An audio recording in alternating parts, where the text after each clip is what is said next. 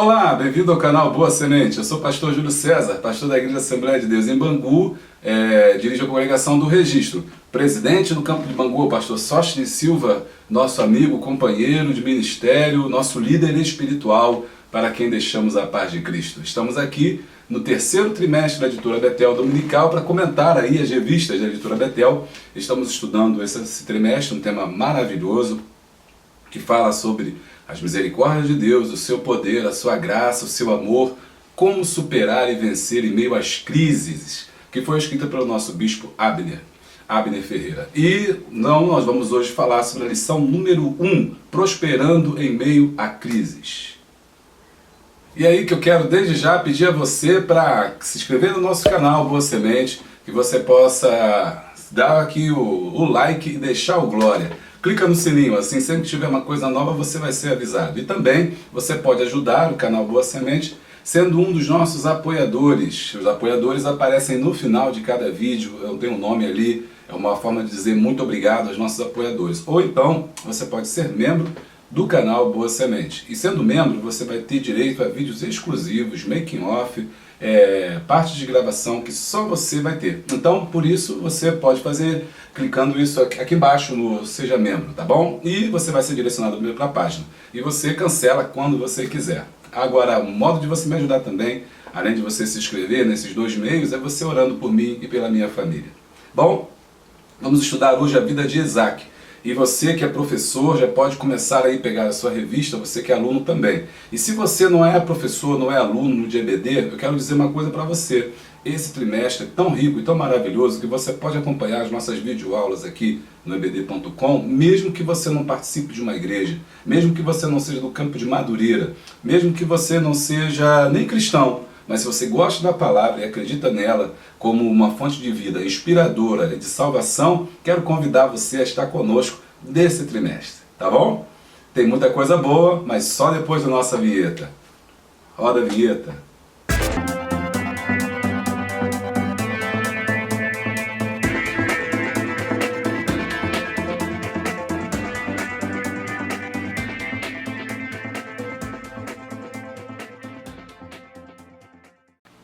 Nossa lição é prosperando em meio a crises. Os objetivos da lição são destacar que o Senhor é conosco mesmo na crise, apresentar a importância da obediência do cristão e mostrar que na hora da crise, Deus sempre nos ampara. Nosso texto de referência é Gênesis capítulo 26, do 1 ao 6.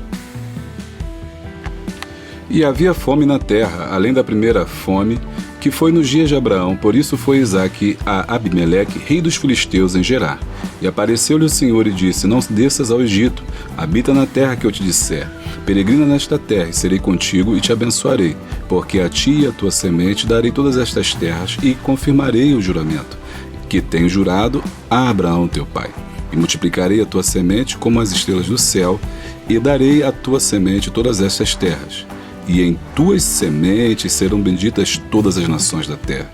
Porquanto Abraão obedeceu a minha voz e guardou o meu mandado, os meus preceitos, os meus estatutos e as minhas leis, assim habitou Isaque em Gerar. Prosperando em meio às crises. Três partes são importantes da nossa revista. Na primeira parte eu vou falar sobre a pedagogia de Deus. Na segunda parte eu vou falar sobre a crise, ou quando a crise chega para Isaac. E na terceira parte eu vou falar sobre a prosperidade em tempos de crise. Então você já percebeu que o foco, o nosso personagem de hoje é Isaac. E eu quero aqui destacar a importância desse trimestre, porque é justamente esse período tão difícil que estamos vivendo, período de pandemia, o período que nós estamos vendo tantas pessoas adoecendo e morrendo, uma crise tremenda que estamos vivendo, e eu tenho certeza que o nosso bispo foi inspirado por Deus para nos blindar e nos trazer e presentear a todos nós com reflexões poderosas sobre como nós podemos vencer em meio às crises. Você já entendeu também que nosso foco de hoje, é justamente o período de um dos patriarcas da fé, chamado Isaac, filho de Abraão. A história de Isaac não começa com ele, começa com Abraão. E aí eu já aprendo que a nossa história começa com os nossos pais, né? Às vezes nós queremos entender ou pensar que nós começamos a nossa história em nós mesmos, mas não. A nossa história começa com os nossos pais, ou seja, com os nossos antepassados. E no caso foi Abraão, o homem da fé, que foi conhecido como pai da fé, que tem figura lá no Hebreus capítulo número 11, também patriarca de toda a nação de Israel, e não só na nação de Israel, como também dos árabes hoje. Bom, o fato é que ele é de Ur dos Caldeus, né, uma cidade da Mesopotâmia, da Babilônia, e ele é chamado por Deus para sair da sua terra e para ir para um lugar onde Deus lhe mostraria, e que uma promessa muito grande que ele faria, seria pai de uma grande nação. Mas para ser pai de uma grande nação, ele precisava ter um filho, ele precisava da sua semente. Nessa parte, então, estamos vendo a pedagogia de Deus, como é que Deus nos ensina. Como é que Deus nos mostra as coisas, né? Como é que Deus usa situações para nos ensinar. No caso de Abraão, Deus usou a própria situação da sua vida, da sua história e os seus problemas. Ele já é idoso e a sua esposa estéril, não podendo ter filhos, e mesmo assim Deus lhe faz uma promessa de um filho que passa o tempo, passa uma situação, passa tantas coisas e ele não recebe esse filho. Além disso, ele está peregrinando numa terra já distante, seu pai já faleceu, né, e ele está ali nesse confronto todo, e quando batem dúvidas em meio a ele. E essas dúvidas fazem muitas das vezes com que ele fique pensando, será que Deus está comigo? Muitas das vezes nós passamos pelo mesmo problema, quando Deus nos faz uma grande promessa, mas a pedagogia de Deus é diferente da pedagogia do homem. A pedagogia de Deus lida com as nossas experiências. E nessa pedagogia Deus lhe fez uma promessa, que ele seria um nome, seria um filho, e esse filho seria Isaac. O nome Isaac significa sorriso, porque por 2 vezes ele sorriu. Quando Deus apareceu a Abraão e falou que lhe daria um filho, ele riu. E quando os anjos aparecem ali a sua esposa Sara, né, que era Sarai, e foi mudado para Sara, e Abraão era Abrão e foi mudado para Abraão. E Abraão significa justamente pai de uma grande nação. Era assim que Deus fazia. Ele, ao se encontrar com uma pessoa, geralmente ele mudava o seu nome. A mudança do seu nome significava a mudança do seu caráter. Deus chamou a Abrão e agora transformou em um pai de uma grande nação, mesmo que não tivesse ainda o filho, e Sara se transformou-se numa princesa. E os tempos passaram e eles não tiveram esse filho, mas mesmo assim permaneceu na fé. E essa fé, ela se baseia mesmo em tempos de dor, mesmo em tempos de extrema dificuldade. A fé de Abraão nos incita a uma confiança extrema em Deus, mesmo durante a sua caminhada de sacrifício. Ele não abriu mão da sua fé. Como é bom quando nós entendemos isso e caminhamos com Deus. E Abraão tem uma questão muito interessante: em cada local que ele ia, ele levantava ali um altar. Aleluia. Também não podemos esquecer, Deus sempre proverá os nossos recursos. Não importa a nossa dificuldade, não importa a nossa dor, não importa a nossa luta, Deus sempre provê. E foi o que aconteceu com Abraão e com Isaac. Porque Deus lhe deu a promessa, cumpriu a promessa de Isaac. Isaac nasceu e por volta aí dos seus 13 anos, aí em Gênesis capítulo 22, no Monte de Moriá, o Monte da Provisão, Deus lhe pediu o seu único filho. E agora Abraão tinha que dar a sua semente. O que eu aprendo aqui? Que sempre que Deus nos dá alguma coisa, e muitas das vezes Ele nos pede algo, como pediu Abraão, pediu aquilo que era mais precioso. E Abraão, ao dar aquilo que era mais precioso, recebeu de volta de Deus. Deus nos pede a nossa semente. A semente significa a chance da nossa prosperidade, no nosso crescimento espiritual. Deus deu ao filho a Abraão, mas depois pediu aquilo que ele mais amava, que era o seu próprio filho. E Abraão não titubeou. E é por isso que ele é chamado do homem da fé, porque ele devolve Isaac a Deus. Mas o anjo ali clamou e disse: não precisa fazer isso, não faças tal, porque eu sei que agora tu serves a Deus. É claro que Deus já sabia que Abraão já servia a Deus. Foi uma forma de Deus mostrar e provar para Abraão o que estava no coração dele. Quando Deus nos prova, na verdade, Ele não está provando para saber o que nós vamos errar ou não, porque Deus já sabe todas as coisas. Na verdade, quando Deus nos prova, Ele está provando para nós mesmos, para que nós saibamos quem nós somos. E é por isso que geralmente nós descobrimos como nós somos fracos e falhos diante das provações que Deus muitas das vezes faz com que passemos. Mas Abraão foi firme e teve o seu filho, recebeu o seu filho, e depois ele foi ao Monte de Moriá, e no Monte de Moriá ele não precisou fazer o sacrifício, mostrando a provisão de Deus. Na primeira parte, então, nós estamos vendo a história de Abraão, que está interligada com a história de Isaac, né, que é o sorriso, que é o filho da promessa, né, que é o filho amado, desejado, o qual Deus lhe trouxe em meio a tanta dor.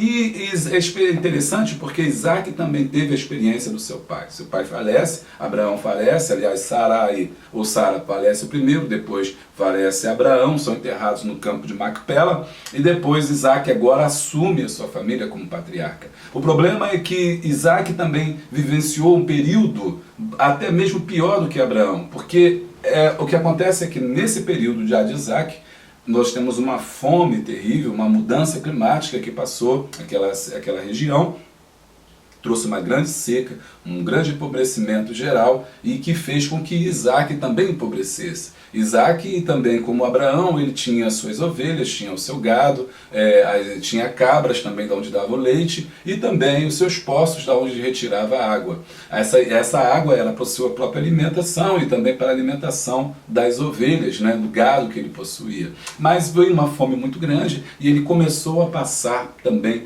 por dificuldades. Irmão, também nós passamos por essas mesmas coisas, mas agora era tempo de Isaac ter a sua própria experiência com Deus. Muitos filhos às vezes ficam espelhando nos pais, e muitos pais às vezes impedem o crescimento dos filhos, porque eles não deixam que os filhos tenham suas próprias experiências. Quando Abraão agora não está mais presente, é Isaac agora que tem que recorrer ao Deus do seu pai. E ao recorrer ao Deus do seu pai, ele mesmo passa a desfrutar das experiências desse Deus para a sua vida. Tá gostando? Deixa o like e dá o glória. A crise também chega para Isaac. E essa crise também foi um momento difícil. Depois da morte de seu pai, o Senhor curar a esterilidade de sua esposa Rebeca, a vida de Isaac tomou um novo rumo. É sabido que do relacionamento de Isaac com Rebeca, o Senhor lhe dera 2 filhos, Esaú e Jacó. Você conhece bem essa história. Vivendo este novo momento como pai, a terra enfrentou uma grande fome e ele vai ser obrigado a buscar refúgio em Gerar, a terra dos filisteus. É interessante como às vezes Deus nos guarda no meio dos nossos inimigos. Agora ele tem que buscar refúgio no meio de um local adverso, que eram os filisteus. Não tema, muitas das vezes Deus nos coloca em situações difíceis para que aprendamos a confiar nele. Deus sempre nos faz prosperar em meio às crises. É no tempo da escassez que Deus nos abençoa. Cedo ou tarde, todos nós passaremos por momentos de abundância e também por algum tipo de crise relacionada à escassez.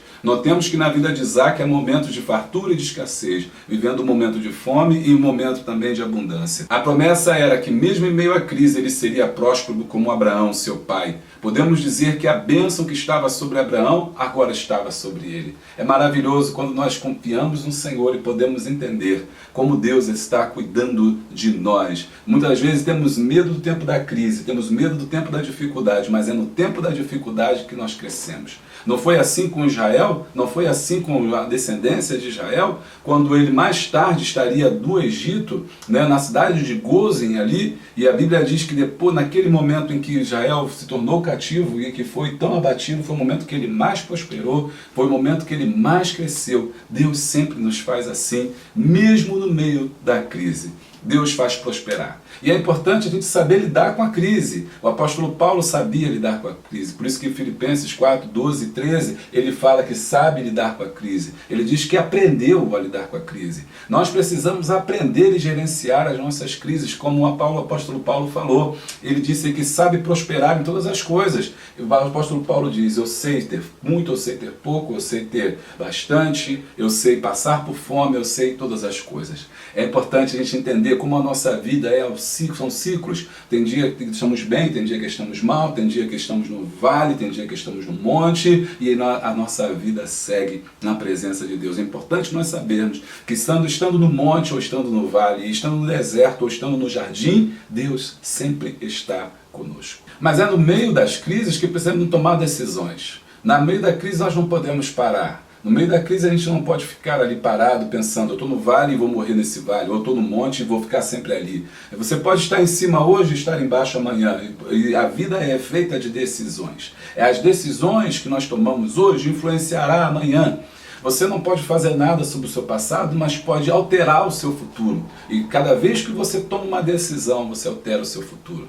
O segredo é entender ou perceber quais decisões estamos tomando. E o Isaac é o exemplo de um homem que soube tomar decisões sábias. Noé, Abraão, Ruth, Esther, Paulo, entre outros, também foram pessoas que foram provados para tomarem atitudes necessárias. Isaac também pôde ser incluído nesta grande galeria. Deus foi bem claro, ele não deveria descer ao Egito, pois ali em Gerar ele seria abençoado.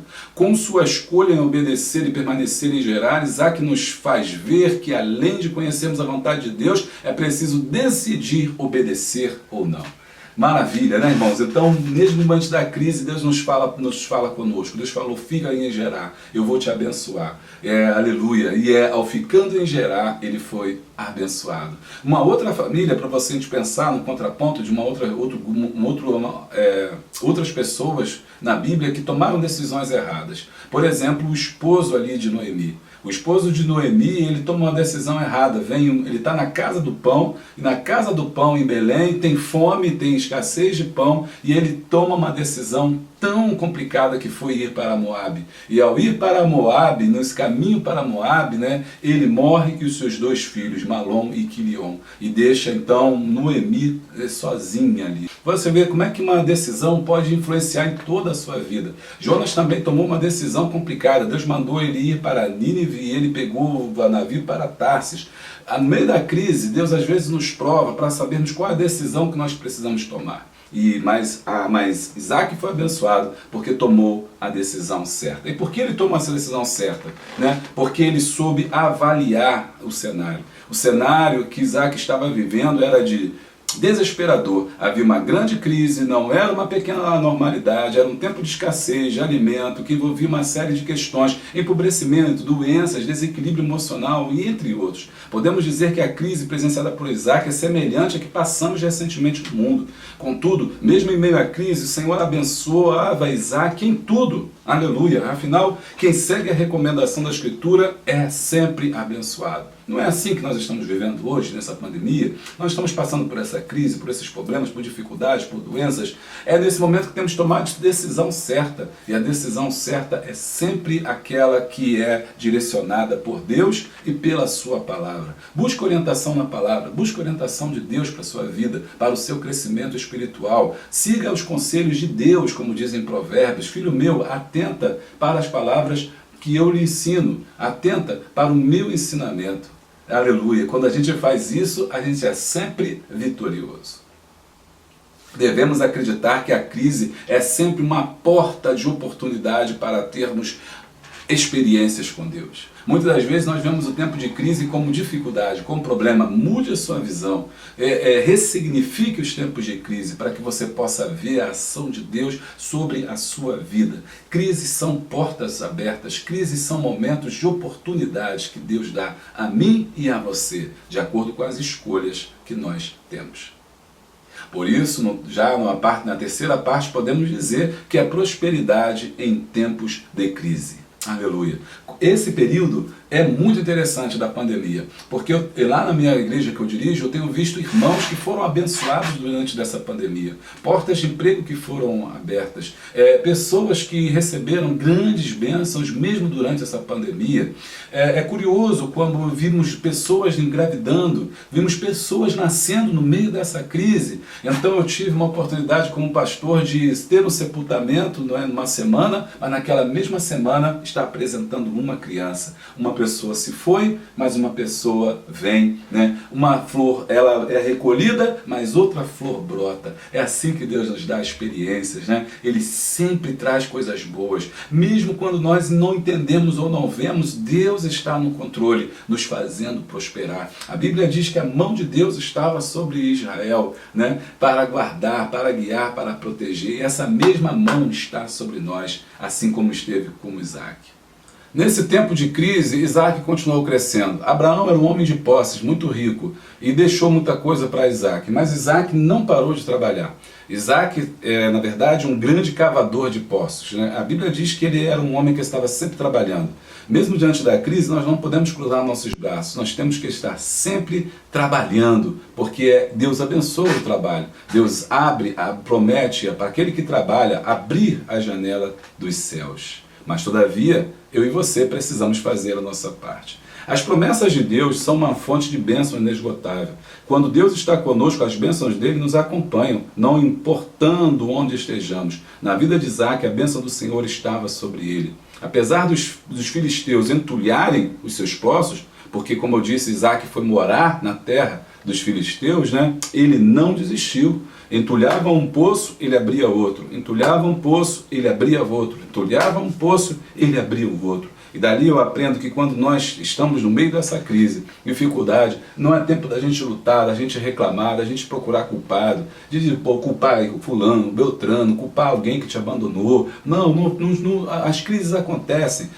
De tempos em tempos o mundo passa por crises e por dificuldades, mas eu e você precisamos estar sempre preparados. Sabe por quê? Porque mesmo em meio à crise, todos reconhecerão que Deus é contigo. Aleluia! As mãos de Deus estarão sobre a sua vida. Isaac foi assim. Ele era um homem que estava trabalhando, Deus estava com ele e Deus fazia com que ele prosperasse.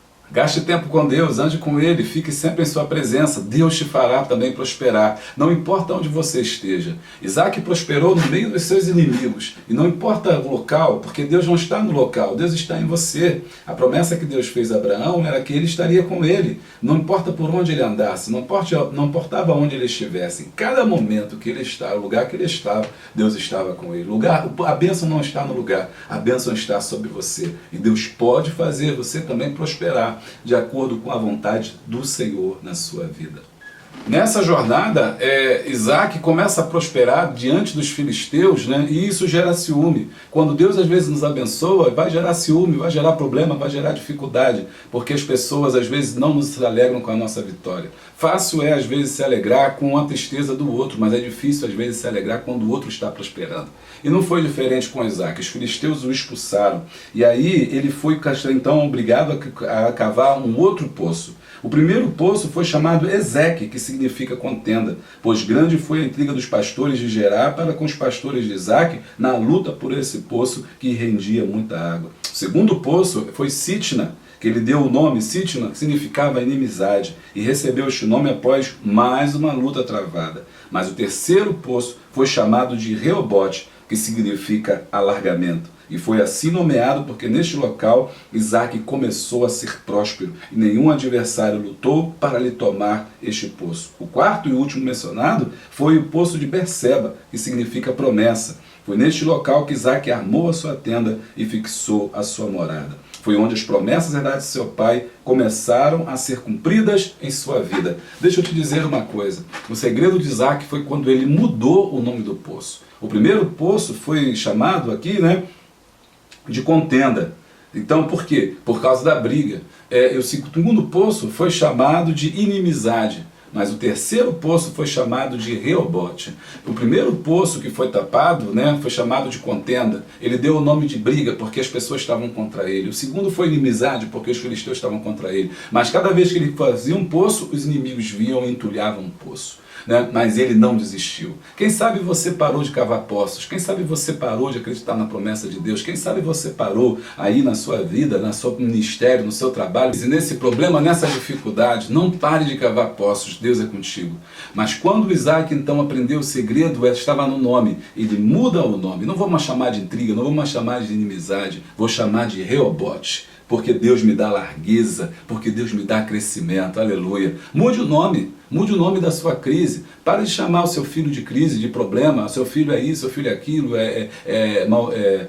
Não é uma criança difícil, é uma criança bagunceira. Meu marido é problemático, meu marido... Não, mude o nome. Aprenda a nomear. Quando você aprende a nomear, a dar o nome de bênção, nome de vitória, que as palavras têm poder, as coisas mudam, a atmosfera muda, o tempo muda. Ele falou assim, não vou mais dar nome de briga, não vou dizer mais que as coisas estão ruins, não vou mais dizer que as coisas não vão prosperar, não vão para frente. Não, eu creio, vai mudar, Deus vai dar vitória. E ele dá o nome de Reobote. Deus me dá largueza, Deus me dá crescimento, aleluia. E quando ele muda o nome, aleluia, os filisteus não conseguem mais se aproximar. Quando você muda o nome da sua crise, para de falar que está em crise.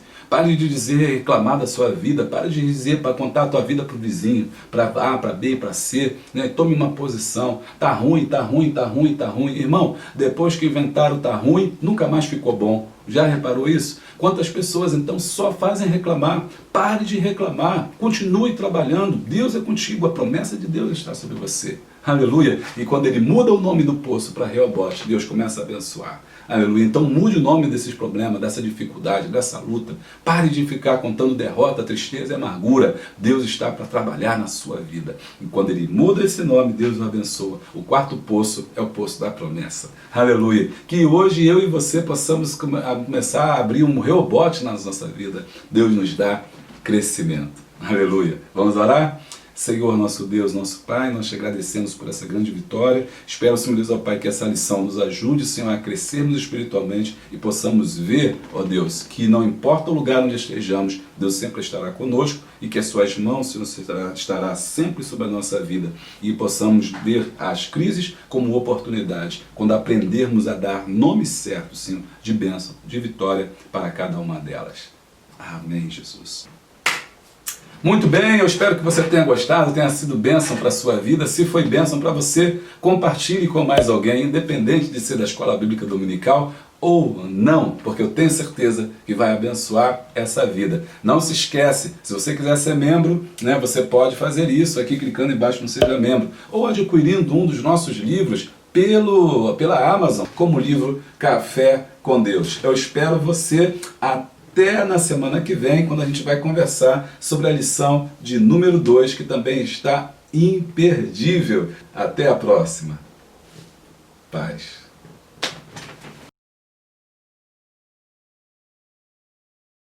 Esse caminho para Moabe, né, ele morre e os seus 2 filhos, Malom e Quilion, e deixa então Noemi sozinha ali, né? Eu não sei se foi Ruth ou se foi Noemi. Ai, meu Deus do céu. Para, Bíblia.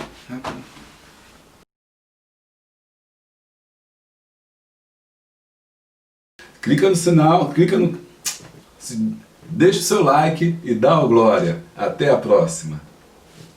Paz.